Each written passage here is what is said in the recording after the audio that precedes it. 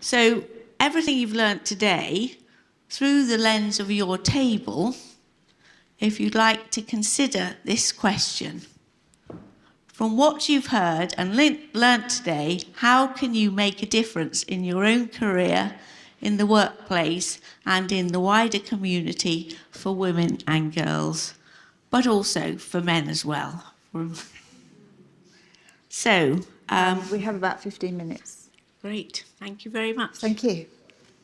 Okay, so is there anybody who would volunteer to go first on the table, or shall I pick on you, Paul? Are you the spokesman of the table? Are you happy to?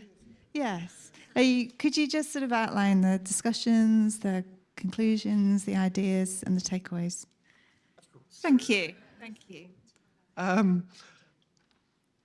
Okay, well, I wanted to say one thing about the method we used here, because I think it's quite interesting.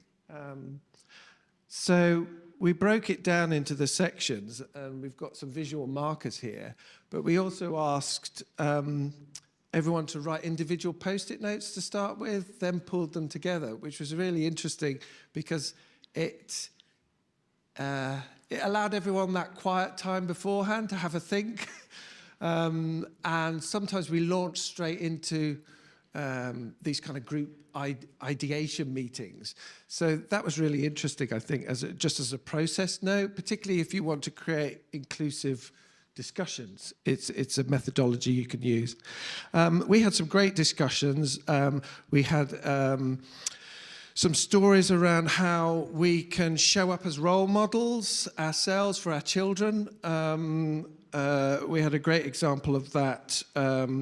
So it's role modeling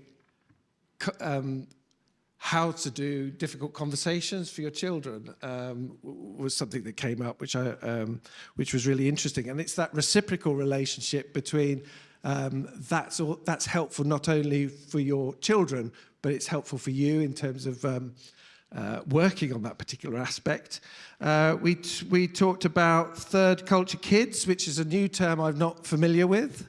But we talked about that, how the US to UK and children making that connection, how children in that cultural setting learn how to speak to adults more, but do they lose some of their childhood through that? I don't know whether you want to say, I don't think I'm representing that very well. So obviously we're talking about children in the early years, so we're talking about third culture kids and how communication was a big thread for us. So learning to communicate with children growing up in countries that is not their parents' home country.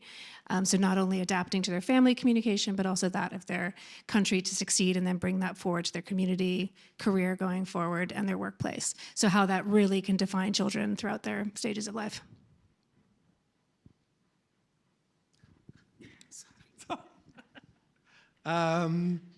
What else did we talk? One thing about community that came up was Sarah talked about running a citizens' assembly. So this is an idea where you pick a topic. There's 120 local people come together, and you split them into subgroups, and then you talk about really important topics that affect everybody.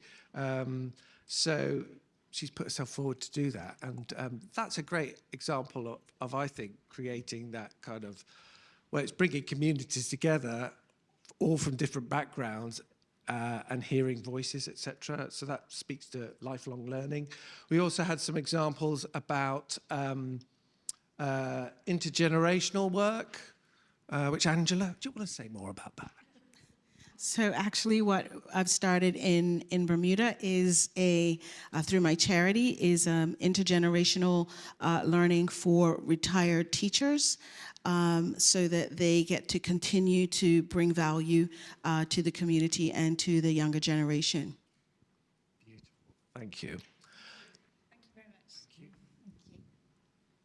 So if I go over to Sue's table, Sue, are you ready to give us a flavour of what you discussed? Thank you. Right, thank you. Can everyone hear me? Yeah. So first of all, on our own careers, we said that it's important to build the skill sets to have those difficult conversations. Then we talked about leaders and leading by example ourselves and giving people ways to speak up in the business. We focused mainly on the workplace, probably by the nature of the topic that we were discussing, but we discussed to think about who the minority actually are and do the minority have a voice, and then we can think about how we might include them, because often we just don't even recognise the minorities, they go by unnoticed.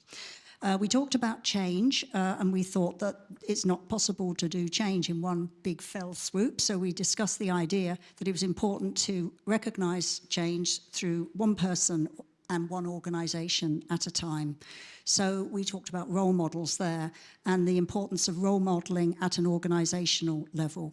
And within that, we again came to the role of the leader, and leaders and managers at all levels we felt were important in terms of that role modelling.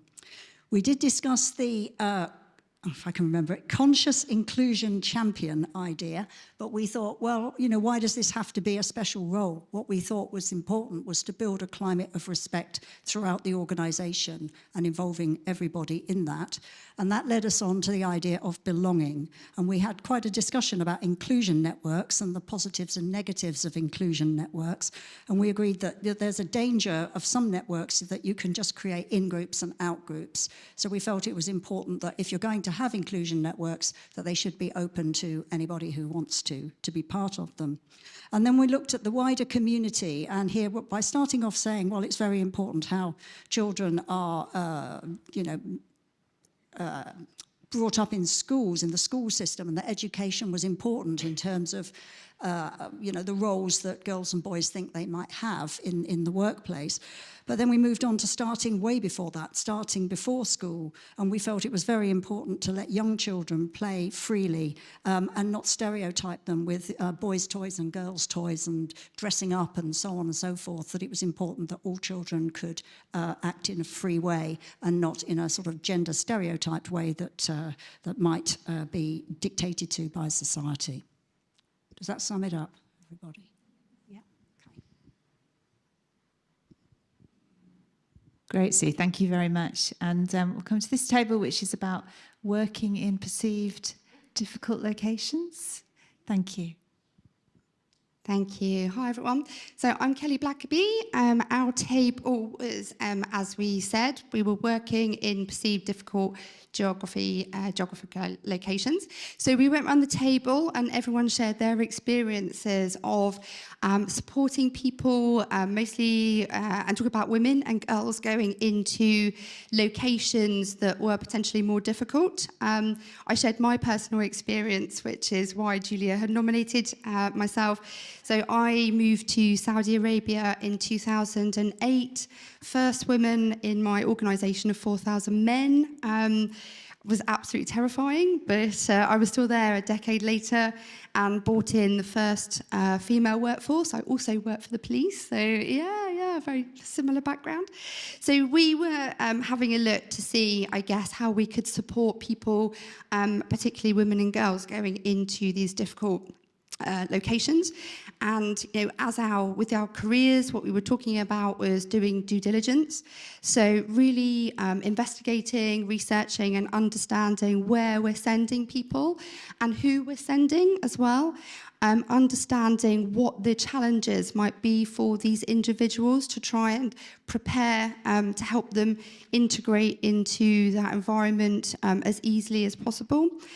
We also talked about the fact that it's not just, and I think this echoes your point as well, Sue, it's not just the global mobility's role to support, but actually the leaders of these individuals as well. So trying to widen that support network for these individuals going in too. We also talked about potentially a trial before people can go. Appreciate it doesn't reflect necessarily what it's like to live there, but it will try and alleviate some fears just to go and visit and have a flavour of the culture to see if it's somewhere that you would want to live. And I think as well, like you made a really good point, is that making sure that clients and companies are investing the right amount of resources into supporting people going into these countries, so that they are properly supported in going in. So, does anyone else want to share anything from our table? Okay, thank you. Thank you so much. And the next table is a continuation of working in difficult locations. And Gill's going to summarise what the discussion was here. Thank you, Gill. Thank you. Hello, can you hear me okay? Yep, super. So we talked about briefly what do we understand as a perceived difficult country. And obviously that does change a little bit depending on people's perceptions. I mean, clearly there are countries that are politically unstable where, obviously there are risks and, you've got a lot of the unknown and so on. You've got countries that we know are unsafe, that, government advice would be don't travel to certain countries and so on and so forth. And many of the team, actually worked in countries like these. There are other countries where, could be saved as difficult because, if you're going and you don't speak the language and there's very little English spoken or a language that you can speak, you can obviously feel very perhaps intimidated, and it could be, particularly if you're on your own, could be quite a difficult experience. And also if there are locations that are remote, for example, or indeed perhaps being in some very big cities that you'd feel particularly unsafe. So a lot of it, of course, comes down to personal experience. But, we did have some very concrete examples around the table. Obviously, we have the experience directly here from Ukraine. And, we heard about some of the, quite courageous teachers that are going out from different nationalities that are going out there to not just teach, but to really go beyond that and do something good. They're bringing something additional. And, it's very, very commendable that people do that. And then we heard we've 3 of our team members that ended up arrested. So we'll get all the details afterwards. Apparently David and Michelle and Pam have all ended up arrested. So just be very, very careful, please, on your way out. Keep your valuables beside you. But obviously, we talked about how do you mitigate risk, and we do not believe that stop travelling. Definitely not. We believe that we very much encourage people to travel, but the message would be do your homework beforehand. Make sure that you assess the risk. I mean, clearly, if people are travelling with a large company behind them, they'll have the support. I mean, from a personal experience, I was sent out to Algeria literally just after the end of the civil war as the first non-local to go out and make an assessment of risk as to whether it was safe enough to bring expatriates back. I felt comfortable to do that. It was, it was not an easy situation. I suppose having been brought up in Belfast during the Troubles was quite good training. But if you have a company behind that does the risk assessments, that makes sure that the right safety precautions are taken, etc., obviously that is extremely important. We do also feel that that going beyond the travel, going beyond the dangerous countries, touching on the same point that was brought up at the table before, we very much want to encourage young people not just to travel, but to be who they are and to do what they want to do. And if that is dressing up as a tutu, as we heard from one of the table, his son, at a young age, it's very much a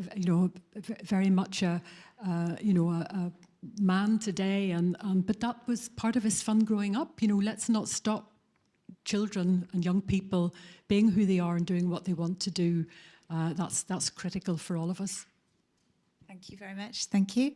And this table over here was talking about family well-being and the work-life balance, and Claudine's going to fill us in on some of the conversations that we had. Thank you. This table was also beautifully facilitated by Heather, who followed a similar suit of suggesting that we all put our thoughts on paper first before we shared our thoughts, and that really enabled us to all have a voice and connect with one another and not be contaminated in our thinking processes.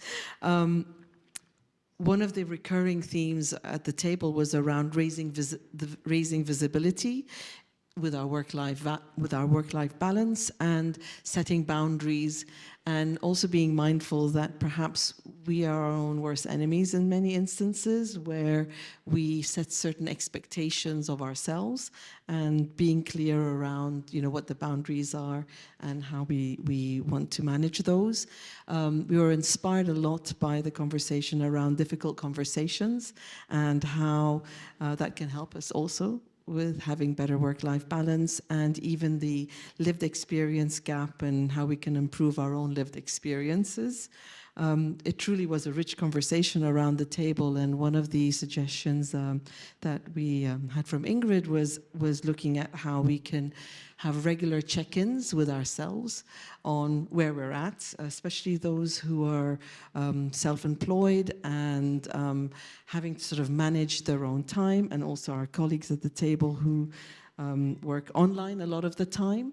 And how do you raise that visibility about what the level of work they're doing when it's not visible to everybody else?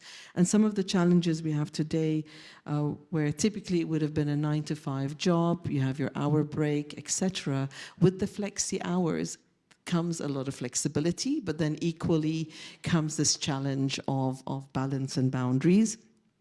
That then led beautifully to one of Esther's comments around connections that have become so important when we're connecting with our team members, and celebrating the uniqueness of the team members and looking for the superpowers or hidden talents that they have, which will then enable sort of much better connections that we have at work. And then we went back into looking at the families, and Ellen was talking about us role modeling and being a mother of sons, saying how, you know, the change, although we're talking a lot about women today, but also how we role model the expectations at home and the relationship she has with her husband and the role he plays in raising the children, and what her sons are seeing and witnessing, with dad picking up the kids sometimes because mom's busy and vice versa. This role modeling that's taking place from us in a very natural way will make those changes that we're hoping for in the work-life balance that we have. Embracing the inner self was Leslie's main point about saying how, if we want to be confident in these conversations we're having with others, if we have our own inner strength and truly understand who we are, that will enable us in feeling confident around even setting whatever boundaries we wish to at work. And finally, we looked at expectations, and I'm going to pass that on to Heather to finish off the session on what we were saying about expectations. So the expectations really were around perceived expectations, and the perceived expectations of what we then believe we have to fulfill generally is not the reality. It's what we have perceived ourselves through perhaps cognitive bias or perhaps expectations, social expectations. And so that means then that the gap, the lived experience gap, is increased because of the pressure that we then feel to actually fulfill the expectations that were never put on us in the first place. So I think that was one of the real awarenesses that for all of us that we came away with, and that ties in really nicely with setting boundaries and checking in to make sure that those expectations are really not just perceived but are realistic, and that we manage them Thank you so much. Those sound like amazing conversations, and it's really brilliant to hear all the insights and also the energy that you've all brought to the conversations today. So thank you so much, everybody, for all your input, because it does make a difference, and it does really feed into knowledge and insights for everybody. So I'm just going to sum up. But first of all, I just wanted to thank Fiona, because I know how hard she's worked putting this together, and she's organised such an amazing event in such a beautiful venue. And we've had the sunshine today, and we've had an opportunity to all meet in London from different corners of Britain and different corners of the world, brought together so much experience and so much positive energy. So I just wanted to say thank you, Fiona. It's been an absolutely brilliant day.